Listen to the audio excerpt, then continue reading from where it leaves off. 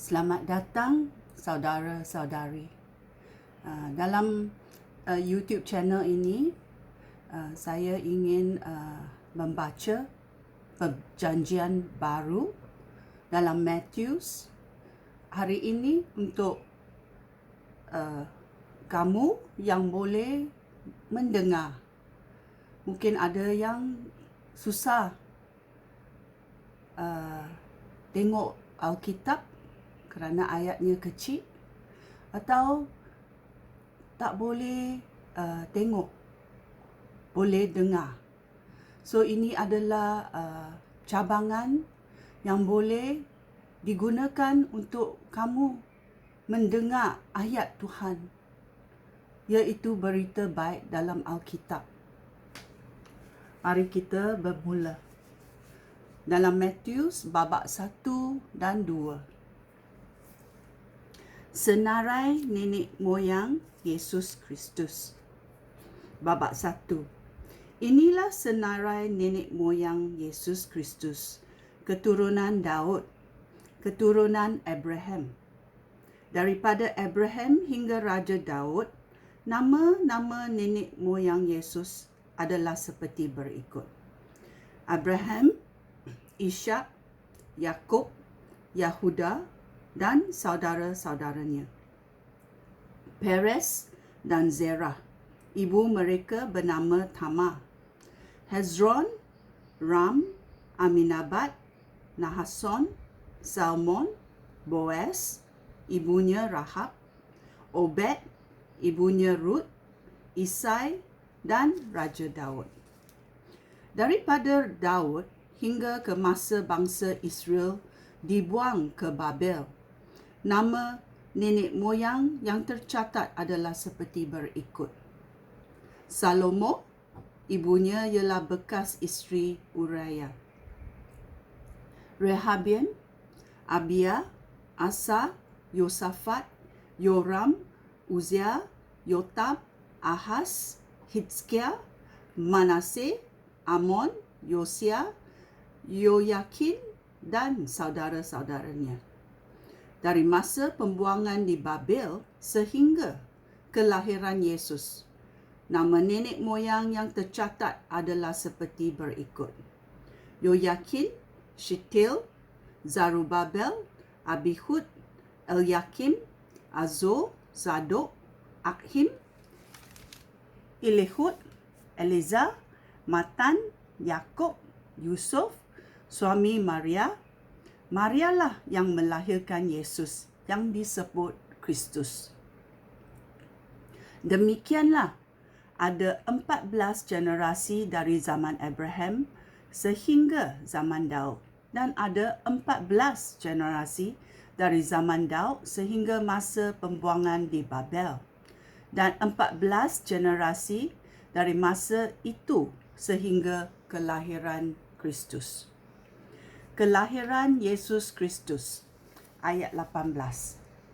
Inilah kisah kelahiran Yesus Kristus. Ibunya Maria bertunang dengan Yusuf. Tetapi sebelum mereka berkahwin, Maria sudah mengandung kerana kuasa Roh Allah. Yusuf seorang yang taat kepada hukum agama, tetapi dia tidak mahu mempermalukan Maria di hadapan umum. Oleh itu, Yusuf berniat memutuskan pertunangan itu secara diam-diam. Yusuf mempertimbangkan perkara itu. Kemudian, dalam mimpi, malaikat Tuhan menampakkan diri kepadanya. Malaikat itu berkata, "Hai Yusuf, keturunan Daud, janganlah takut memperisterikan Maria. Dia mengandung kerana kuasa Roh Allah. Maria akan melahirkan seorang anak lelaki. Anak itu harus engkau namakan Yesus, kerana dia akan menyelamatkan umatnya daripada dosa mereka." Semua itu berlaku supaya terjadilah apa yang difirmankan oleh Tuhan melalui nabi-nabinya. Seorang anak dara akan mengandung lalu melahirkan seorang anak lelaki. Anak itu akan dinamakan Immanuel. Dalam bahasa Ibrani, Immanuel bererti Allah menyertai kita. Immanuel, Allah menyertai kita. Apabila Yusuf terjaga, dia melakukan apa yang dikatakan oleh malaikat Tuhan itu. Dia berkahwin dengan Maria. Tetapi Yusuf tidak bersetiduran dengan Maria sehingga Maria melahirkan anak lelakinya. Yusuf menamakan anak itu Yesus. Pelawat-pelawat dari timur. Ini adalah babak 2 dalam Matius. Yesus lahir di kota Bethlehem di negeri Yudea pada masa pemerintahan Raja Herodes. Kemudian, beberapa orang ahli kaji bintang dari timur datang ke Yerusalem. Mereka bertanya, di manakah anak yang baru lahir itu yang akan menjadi raja orang Yahudi? Kami nampak bintangnya terbit di sebelah timur dan kami datang hendak menyembah dia. Apabila mendengar hal itu, Raja Herodes resah gelisah. Demikian juga semua penduduk Yerusalem. Raja Herodes mengumpulkan semua ketua imam dan guru Taurat lalu bertanya, di manakah raja yang dijanjikan oleh Allah akan lahir? Mereka menjawab, di kota Bethlehem di negeri Yudea. Seorang nabi sudah menulis hal itu. Hai Bethlehem di negeri Yudea, engkau sekali-kali bukanlah yang terkecil antara kota-kota utama di Yudea. Daripadamu akan datang seorang pemimpin yang akan memimpin umatku Israel. Kemudian Raja Herodes mengadakan pertemuan rahsia dengan ahli-ahli kaji bintang itu. Daripada mereka, Raja Herodes mengetahui dengan tepat masa bintang itu mula kelihatan. Lalu, Herodes menyuruh ahli-ahli kaji bintang itu pergi ke Bethlehem dengan perintah berikut. Pergilah dan carilah anak itu dengan saksama. Apabila kamu menjumpai dia, beritahulah beta supaya beta juga boleh pergi menyembah dia.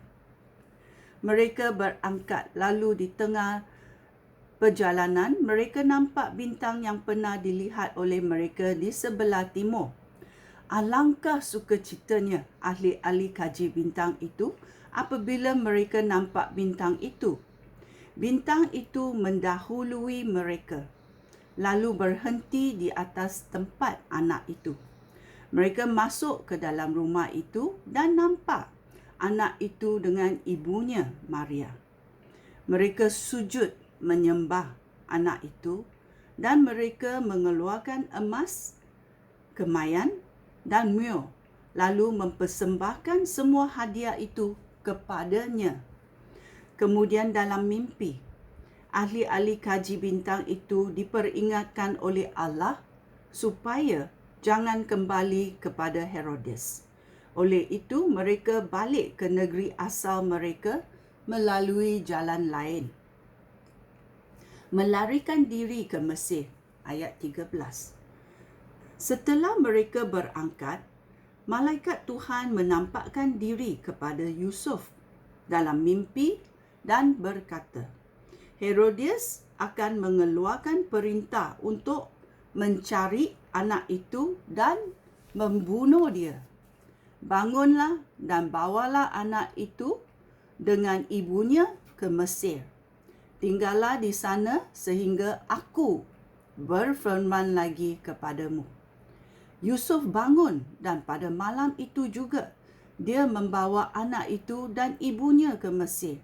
Mereka tinggal di sana sehingga Raja Herodes mangkat. Dengan demikian, berlakulah apa yang difirman oleh Tuhan melalui nabinya. Aku memanggil anakku keluar dari Mesir. Pembunuhan kanak-kanak, ayat 16.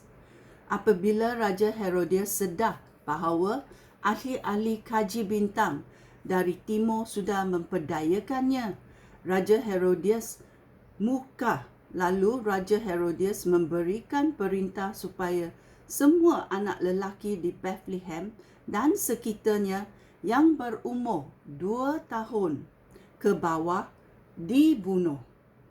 Hal ini sesuai dengan keterangan ahli-ahli kaji bintang tentang masa bintang itu mula kelihatan.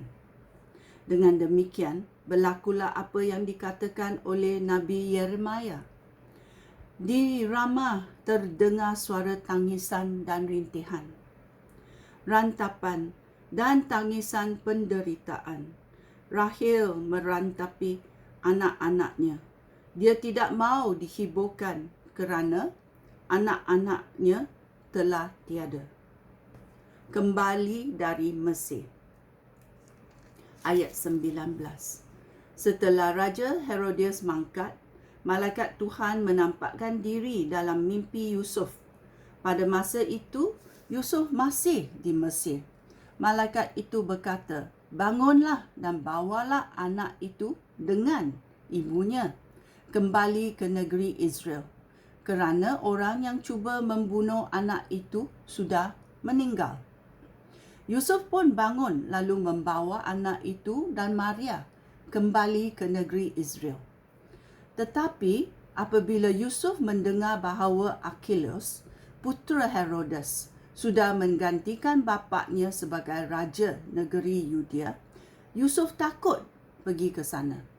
Yusuf menerima arahan selanjutnya dalam mimpi. Lalu dia pergi ke wilayah Galilea.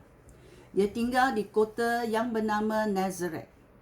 Dengan demikian, berlakulah apa yang dikatakan oleh nabi-nabi tentang anak itu. Dia akan disebut orang Nazaret. Ini adalah Matius 1 dan 2 dalam Alkitab Berita Baik. Apa yang diucap oleh Tuhan menjadi kebenaran. So kita imbas kembali segala yang Tuhan berikan dan berkati dalam hidup kita, supaya kita boleh berterima kasih kepada Pereka kita, Penyelamat kita, Yesus Kristus. Ya, terima kasih. Shalom.